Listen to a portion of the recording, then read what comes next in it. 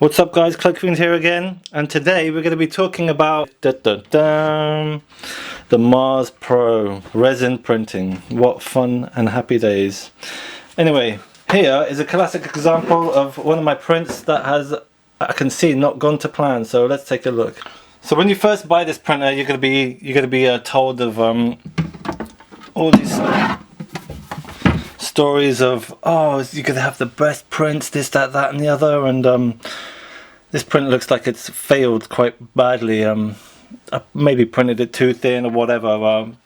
We're going to go through it, basically seeing what's wrong with it. I don't really know, we're going to learn together. I have no idea, but essentially this is what I've got.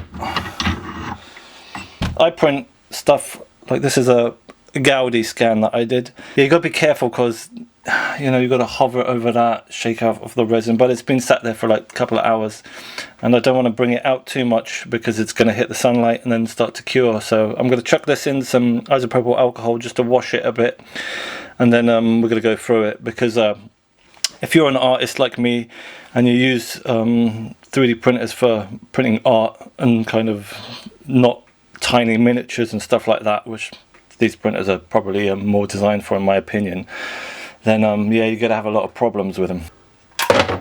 Pop that in there. As you can see, it doesn't fit. I'm just going to put that back. I also generally don't even bother shaking it, stirring it. I just pour it in, leave it, put the top back on. I find that it actually makes very little difference having to cover it up with a black cloth or whatever, you know. I don't wear gloves with it either, to be honest with you. I've learned that try not to touch anything near it.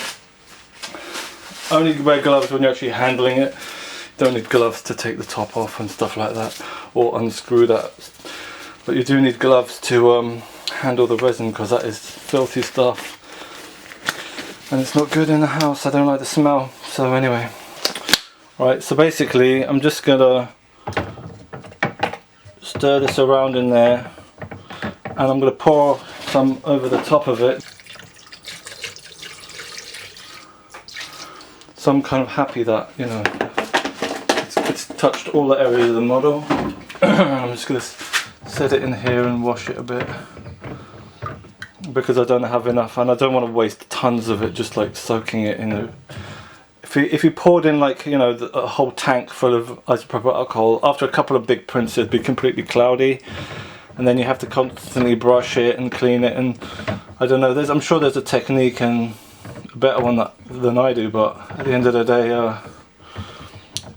yeah, I don't know, I'm still experimenting, but I'll share my experiments with you, so that if you print other stuff than large prints, then maybe you'll have different results. See, this side didn't split, funnily enough, but this side did completely. Yeah, I find another thing I find is that the leveling is 10 times more important on these printers than it is on FDM printers. So yeah. Anyway, I'm just going to finish soaking this and then I'm going to put it on the table.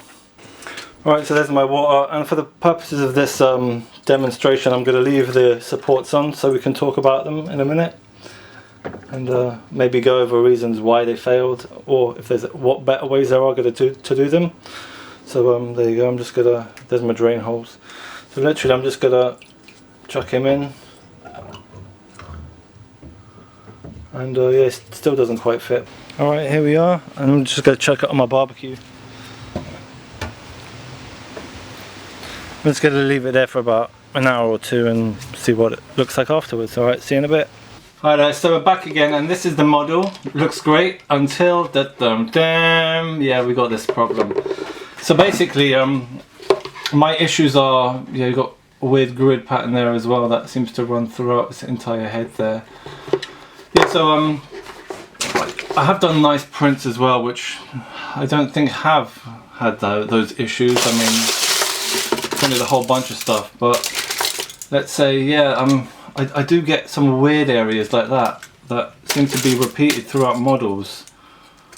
As you can see, these sections are just not printed, and I can't really explain why, because I've printed them in different places on the plate, and you know, they've appeared, I guess, in relatively speaking, on that same object wherever the kind of area was on during that print. So I don't really know, but if I print a solid print, let's say, I wouldn't get it. So it only kind of appears on thinner parts, such as, I don't know, 1 millimeter. But again, I don't know. So my experiences are that, yeah, it can produce nice stuff, but it's very temperamental if you're using it for art. I mean, if you're making miniatures, then yeah, I'm sure it can be alright, but for larger things, I mean, I wouldn't even consider this large. Let's say like an average print from my FDM printer would be like, I don't know, that big. Again, not that much difference in time. I mean, that was 12 hours, this one was 8-9 hours. And you know, I mean, this one's actually bigger than the resin one in some respects, or not, or I don't know. Either way, it's about similar time.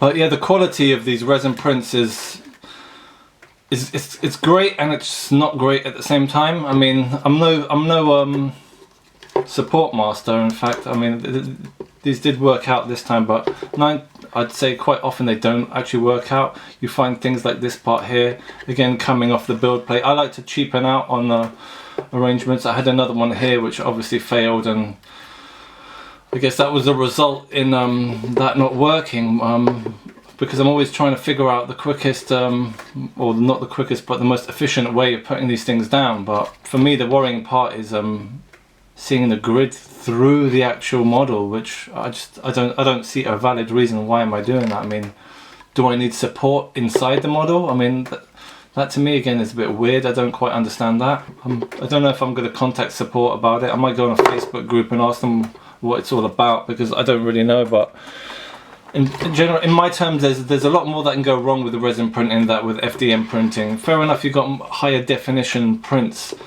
but they're just they're more fragile, and they're susceptible to far more warping, in my opinion. I mean, I don't know why that split either. I guess because the support gave way, and as this is pulling up, you have to worry about so many things on these damn printers. It's kind of a headache for me, in fact.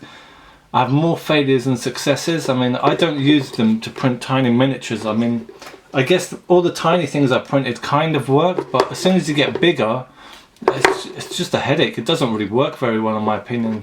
It's just not very good for doing larger prints.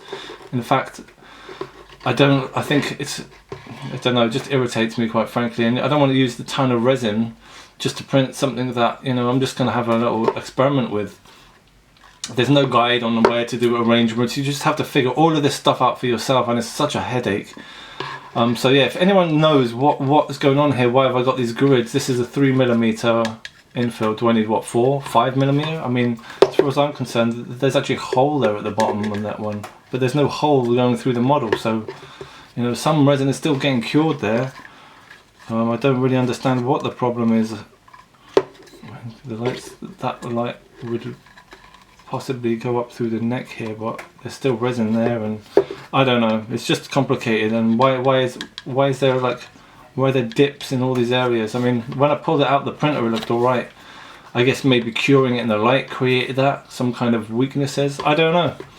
These are things you're gonna get really frustrated about when you get these printers, if you're just doing them to produce like objects of like interest or something, rather than like miniatures, which are far easier. You don't even need to hollow out tiny things anyway. I mean, my little skulls here, these are not hollowed out, so they don't suffer these weird lines. I mean, I did look, and I have sprayed some and I have plated some, but I don't see them. So this is the arrangement of the, I think I had another one here which completely collapsed. You can see the bottom there, so it must have collapsed pretty early on. And also leveling the printer is also a nightmare. You're just not going to be able to level it at some points. You're always going to get bits coming up.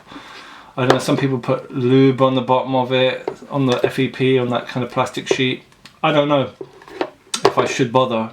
I mean, I just want to kind of put my stuff in, put the memory stick, click go, and come back to a nice print. But I just find that larger prints fail a lot, like a lot. Especially prints with a large surface area. Even, you know, I could print this like that, but I did the whole lean it over 45 degrees routine, and yeah, it didn't help much. Kind of should have worked in my opinion, but I have no idea if this width grid would have still been there. But yeah, that's my take on resin printing. So yeah, I'm not really that happy with it at the moment. I'm just going to stick with FDM at the moment because it suits my needs. I can print, let's say, my Arnie Schwarzeneggers there, you know. These are completely hollow as well. I've got no issue with them. Less things are going to go wrong with these prints, in my opinion, than resin prints. So there you have it. That's what my opinion is on resin printing. It's fiddly, annoying, and don't think it's for me. I mean, I'll keep trying to do it just to make tiny stuff, because obviously tiny things are good for resin printing. But as soon as you're going larger scale, even if they're not going to be as high resolution on an FDM printer, you're going to have much more success in printing them. I think my blood pressure is a lot higher printing with resin than it would be with FDM. Not to mention, you still have to sand anyway. That's my little rant about resin printing over. And you're meant to take these off before you cure it. I've just left them on just so that, you know, if someone's got any advice on, you know, how maybe I could print this better or how you could arrange them better, it's always welcome. I'm open to suggestions. I just try and do things as quickly as possible. So I just obviously put all the support around the part that's nearest to the bed first, or to the platter, and then kind of do lines kind of on the edges so that nothing rips off at an angle, which obviously it did here anyway. And yeah, everything's on default settings. It's the ABS like resin, and that's it. So yeah, if you've got any comments, drop it below. I'm going to carry on kind of learning, so subscribe if you want to see those progressive improvements on my models for art purposes rather than just like for miniatures, which everyone seems to be doing at the moment. But yeah, I'm just going to be printing larger things generally, so I'm going to be experimenting with what the best settings are for generalized larger smooth surfaces are, and if it's even possible on this printer, because judging from this print, it's not. So there you have it. That's my take on it. Thanks for watching, and see you soon. I'm going to be posting a print of my shark making of in a minute, so stay tuned for that. See you later.